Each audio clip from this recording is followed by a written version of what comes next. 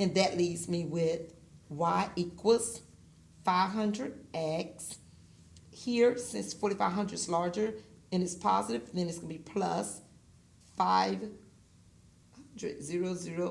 500. Okay, so the initial cost was 500, or the initial cost, not initial cost, but the initial savings. Okay, I was being nosy, but actually you could have stopped right here. I was just curious. Right here, you could have stopped there. If you had stopped right there, you would have it. Okay, so you're good. Practice 5, you do it the same way I did example 5. You just don't have to go further if you don't want to. Okay, so moving on to the next. We're almost done. Here, write an equation line from a method. Guys, if they gave you a method, it's just like giving you a table. A method is like a table. Almost, okay? So you got points. Here's a point. Here's a point. Okay? This point, this goes with that. That's the reason they got the matchup. They put it in order, so that's the reason it's maybe a little different for you, okay? So find the slope. And since they didn't give me the y-intercept, guess what I'm going to use? Point slope formula. I'm going to use point slope formula because I don't have no x value that's 0. And you're not going to have one right there. So if you don't have an x value 0, that means they did not give you the y-intercept. That means find the slope, use the point slope formula. If you have a problem that they give it to you and it's a slope intercept form, but you use point slope formula, just solve for y. And you have the slope intercept form. All the words come in, just twisting up. So point slope formula is y sub 1 minus y sub 2 equals the slope times x of 1. X of 1 minus x of 2.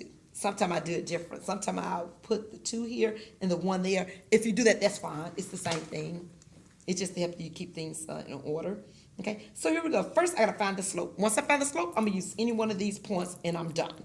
Okay, so the slope is the changes. It's the y sub 2 minus the y sub 1 over the x of 2 minus x of 1, the changes of y over the changes of x. Okay, so here we go. So I want to, you probably say, I don't want to use one with decimal. Well, baby, you got to do something with decimal because that's what they gave me. I'm using this, okay? So I have my y is 3 and 5/10 minus the 6 and 5/10 for my y. My x is 1 minus 2, okay? So my slope would be, when you do 3 and 5/10 minus 6 and 5/10, you would get a negative 3 over 1 minus 2 is a negative 1. Therefore, my slope is a positive 3. Okay. Once I get that, I'm going to substitute in. Okay, what point do I want to use? I'm going to just use, I don't want to use I'm going to just use this one. I could use one of those. It doesn't matter. I'm going to say y minus 11 equals the slope, which is 3, times x minus 3 and 5/10. And I'm done. If you choose any of these points and you substitute that in, as long as you have a slope 3, you're right. Okay? That's how you do practice 6, the same way for mapping. Okay? Now here we go again. Guys, they gave us again some points. They did not, on this one, they did not give me the y-intercept. You'd be like, how do you know that? This is not 0. This x value not 0, this x value not 0, this x value not 0. So I have no x value with 0, meaning that they didn't give me the y-intercept. So I have to find the slope. So since I have to find the slope, I don't want to find the y-intercept right now, so I'm going to use the point slope formula. Okay, so I'm going to use the point slope formula for this. Okay, so first let me find the slope, delta y over delta x. I'm going to use these 2 points. So my x is 16. So since this x is 16, then I'm put 28 here for, I said x, guys, this is y.